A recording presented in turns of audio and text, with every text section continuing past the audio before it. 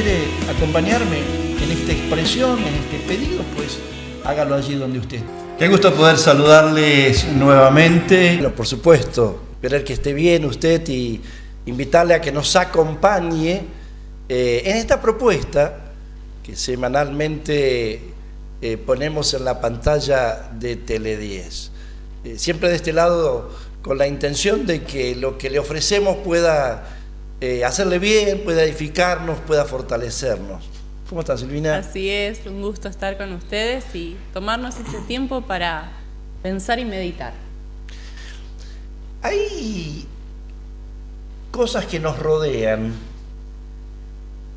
que están bien representadas yo diría por un símbolo o por un emblema. Uno, por ejemplo, si anda en la calle y mira una estrella en medio de un círculo en la trompa de un auto, automáticamente se da cuenta que está delante de un Mercedes, un auto creado y fabricado por la conocida fábrica automotriz alemana.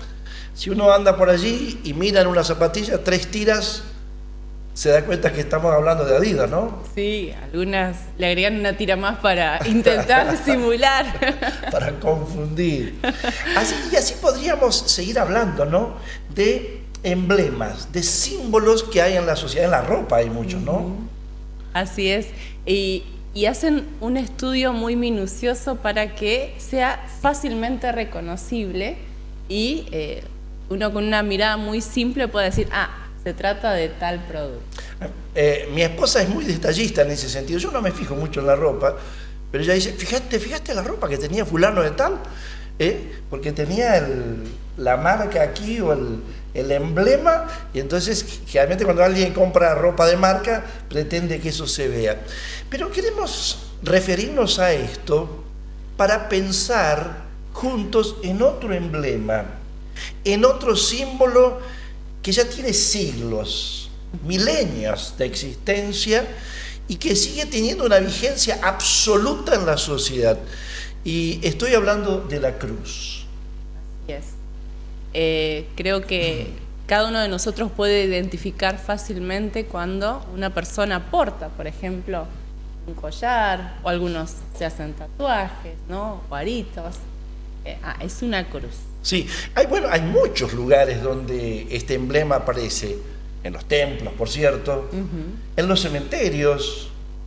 Algunas veces uno va en la ruta y a la vera del camino encuentra que hay una cruz, generalmente está señalando que en ese lugar falleció una persona, muchas veces en un accidente. La Cruz Roja, organización internacional que ayuda a tantas personas, incorporó la cruz como un símbolo de beneficencia o de ayuda, de identificación aún en medio de la guerra, ¿no? Así es.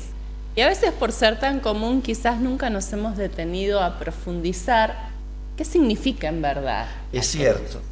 Pero tiene un origen interesante. Él nació muchísimos años antes, siglos antes de que viniera Jesús. Algunos dicen que por China o por India. Nació como un método para provocar la muerte a un condenado y que esa muerte sea algo que produzca el mayor sufrimiento posible. Miren qué simpática la razón por la cual se creó la cruz. Y entonces, luego el Imperio Romano lo incorpora precisamente con ese fin de llevar a la cruz a los que condenaban mayormente por sedición, es decir, por personas que se levantaban contra el imperio, que querían golpear al imperio, y entonces cuando eran desbaratadas ese plan o esa propuesta, mayormente se los clavaba sobre una cruz y se lo hacía en forma pública para que los que pasaran y vieran a los crucificados pensaran 2 veces si lo iban a intentar ellos también, ¿no? Afectaba a todas las áreas, ¿no? O sea, porque también era humillante, pero era una muerte lenta, una muerte muy sufriente. Sí. Y bueno, 300 años después, ¿no? Constantino. Claro. 300 años después de Cristo, o sea que muchos años después que Jesús murió en la cruz, siguió aplicándose esta pena, pero Constantino abolió la crucifixión como método de condena a muerte de los sentenciados. Y no pasó mucho tiempo que la iglesia cristiana tomó a la cruz como el símbolo más importante de la esencia del cristianismo. Muy curioso, ¿no? Necesitamos profundizar esto porque ¿qué sucedió en esa cruz para que un elemento tan nefasto hoy sea considerado un elemento tan valioso? Sí, sí, tal cual. Y tiene, yo diría, en la Biblia un espacio central, la crucifixión propiamente de Jesús, ¿no? Porque de eso se trata. Ya en el Antiguo Testamento hay muchos indicios de que Jesús, el Mesías, iba a terminar muriendo sobre una cruz.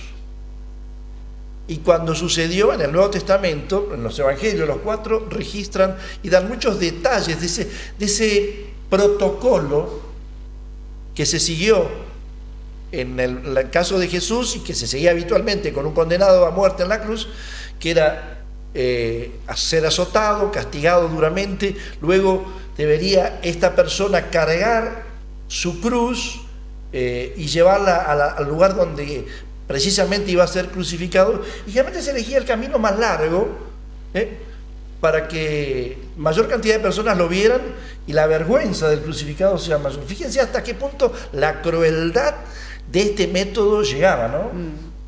Me contabas que en varias ocasiones realizaron crucifixiones masivas. Sí, el Imperio Romano, según historiadores, llegó a crucificar al mismo tiempo a varios cientos de personas, y los crucificaba a la vera del camino, ¿no? Y precisamente por lo que decíamos Santi. Ahora, esta manera de morir fue la que se eligió para que Jesucristo tuviera sobre esta tierra, y tiene un significado muy, muy particular, muy profundo, muy central, y yo diría muy actual. Yo te propongo que vayamos a una pausa musical y luego nos adentramos en la explicación o en uno de los pasajes que nos explica por qué Jesús fue a la cruz. Dale.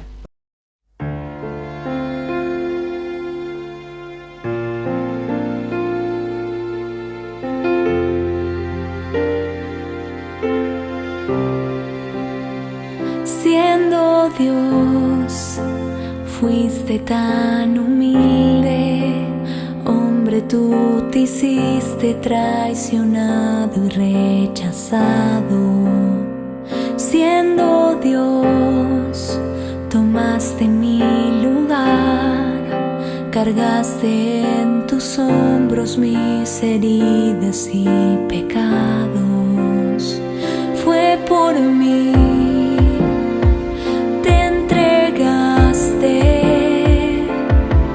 Para darme vida nueva y rescatarme. Al contemplarte en la cruz, al contemplar tanto amor, no puedo más que adorarte, mi vida entregarte. Al contemplarte en la cruz, al contemplar tanto amor, no puedo más que adorarte, mi vida entregarte. Jesús,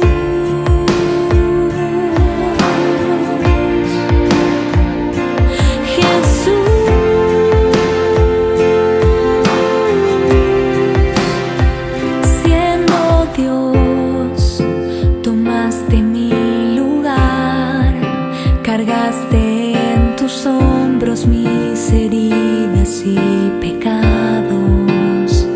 Fue por mí, te entregaste para darme vida nueva y rescatarme. Al contemplarte en la cruz, al contemplar tanto amor, no puedo más que adorarte,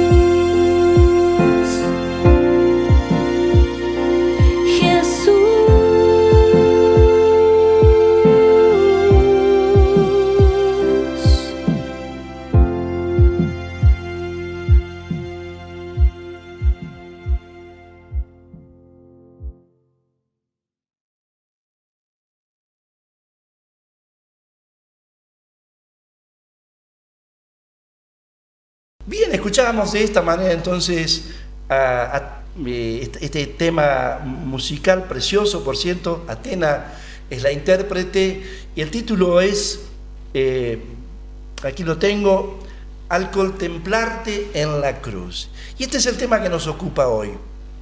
Decíamos antes, ¿qué hace que la cruz de Jesús sea algo tan grandioso, tan importante, tan trascendente?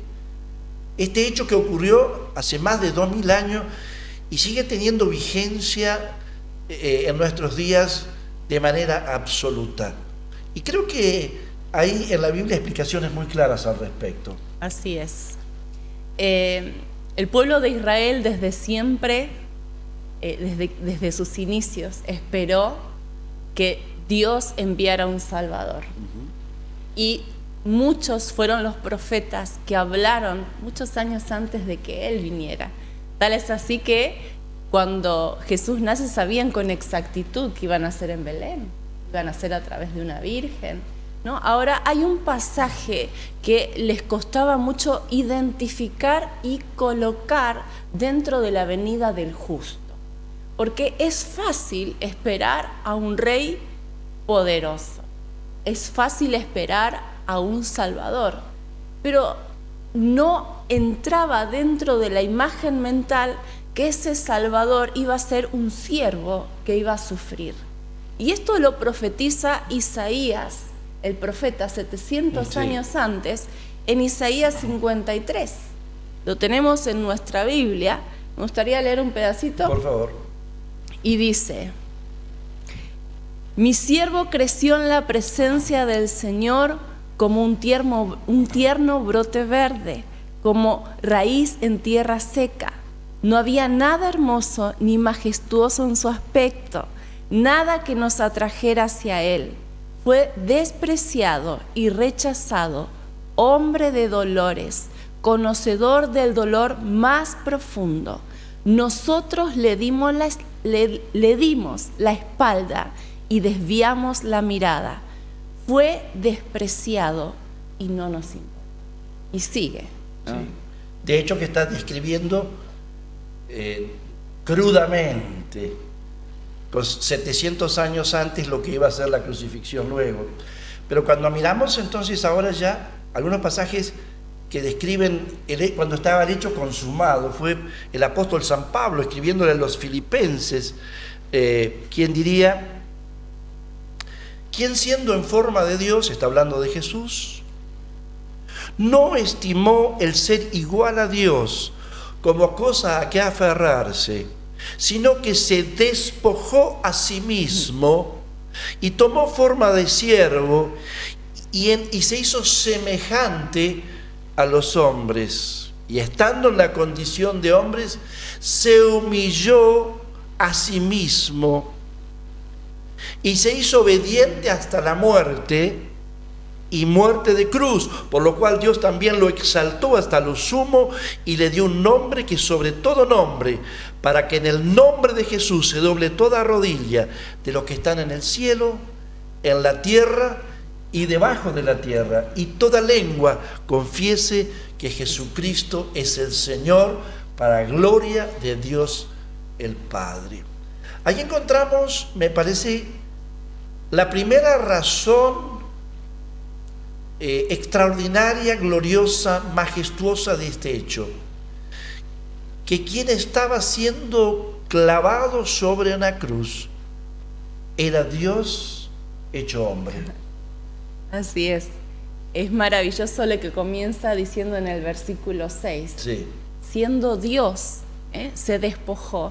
No se despojó de su divinidad, sino de la gloria en la que estaba. Sí. Y vino a este mundo y nació como un bebé, ¿no?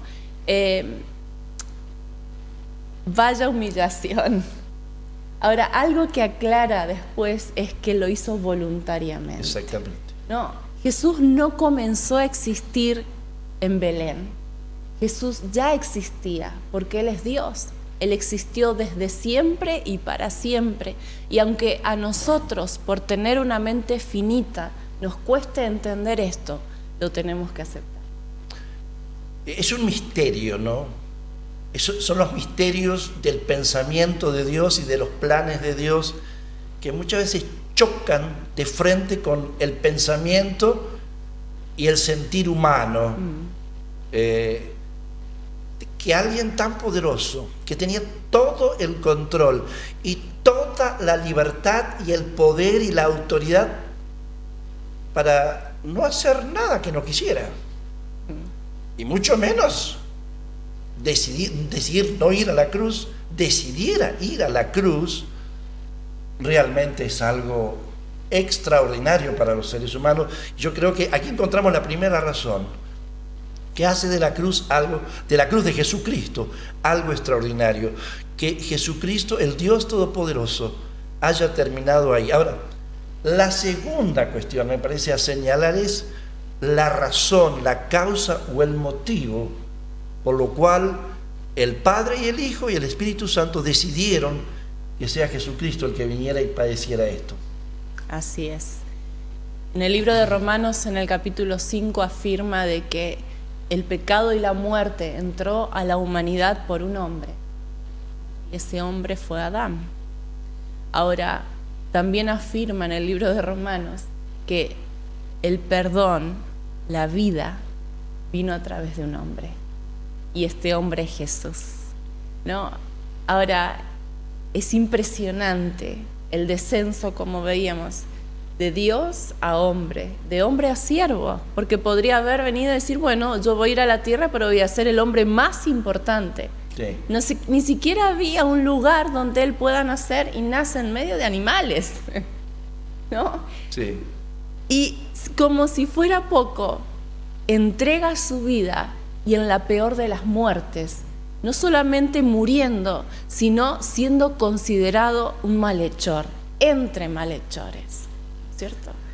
Seguro, sin lugar a dudas. Ahora, la razón está ahí, ¿no?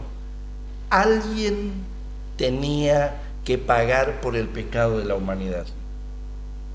No era posible que los seres humanos nos salváramos a nosotros mismos. No sigue siendo posible. Esto está claramente expresado en la Biblia.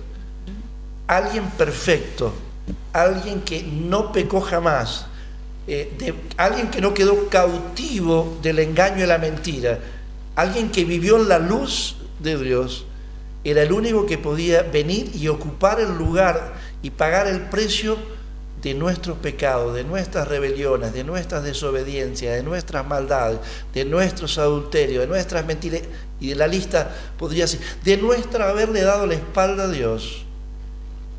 Alguien tenía que ocupar ese lugar y abrirnos y darnos la posibilidad de restablecer la relación con Dios.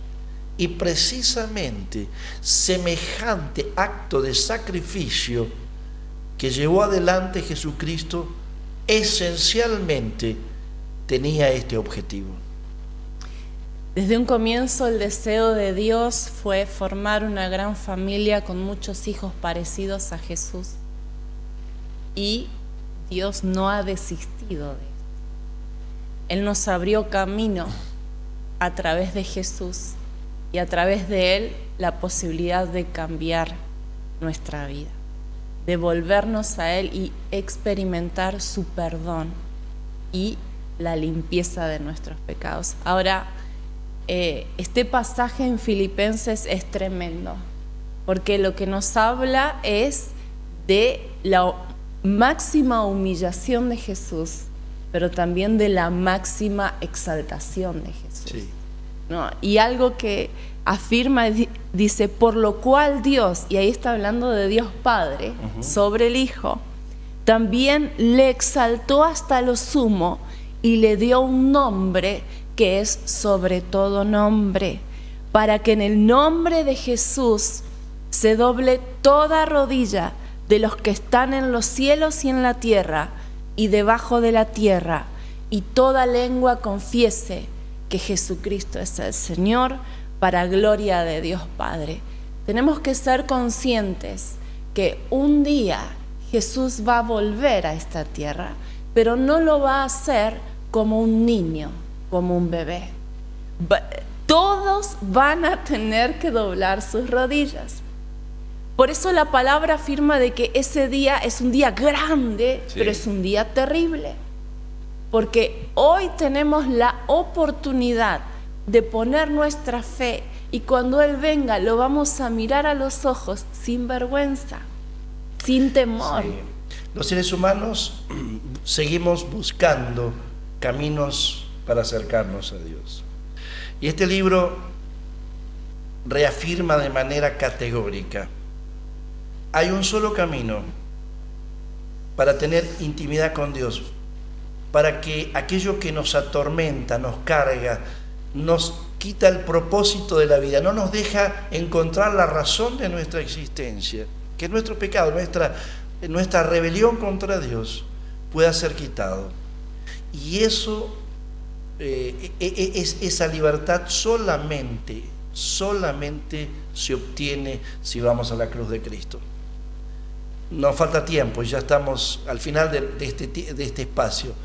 Pero lo cierto es que eso que sucedió hace 2000 años sigue teniendo poder y actualidad hoy día. Podemos hoy ir a Él y expresarle lo que hay en nuestro corazón y encontrar que esto no es solo un lindo relato, no es algo que sucedió solamente, sino es algo que sucedió y tiene aplicación en nuestras vidas. Cuando vamos con arrepentimiento, con reconocimiento delante de Dios, decimos: yo quiero que la sangre que Jesucristo derramó en esa cruz limpie mi vida. Algo sucede, algo realmente glorioso. Y a partir de ahí uno puede conocer a Dios. Dios quiere darse a conocer. Dios quiere mostrarse a través de Jesús. ¿Sabes qué? Conocerlo a Él, no como un dato histórico o información, conocerlo a Él como persona es lo más maravilloso que te puede pasar en la vida. La decisión sigue siendo tuya. ¿Qué vas a hacer con la propuesta de Dios a través de Jesús? Queremos a través de este medio proponerte que ores con nosotros si has decidido acercarte a Dios. Repetimos: Señor Jesús, reconozco que eres Dios, que eres el Hijo de Dios, que has venido a esta tierra, que has sido humillado y has muerto en una cruz por mis pecados, que no quedaste muerto, sino que resucitaste y estás sentado a la diestra del Padre. Te pido, te ruego, límpiame, borra mis pecados, dame una nueva oportunidad de acercarme a Dios. Te necesito. Jesús, sé el Señor y el Salvador de mi vida. En tu nombre, amén. Siempre dispuestos a poder ayudarle en su vida espiritual y de poder seguir profundizando en estas verdades maravillosas que tienen un impacto, que traen vida sobre nosotros. Así que a continuación le ponemos nuestra dirección, las vías de contacto. Sepa que estamos siempre abiertos a su necesidad. Por nuestra parte nos despedimos. Si Dios lo permite, nos reencontramos en nuestro próximo programa. Chau, chau.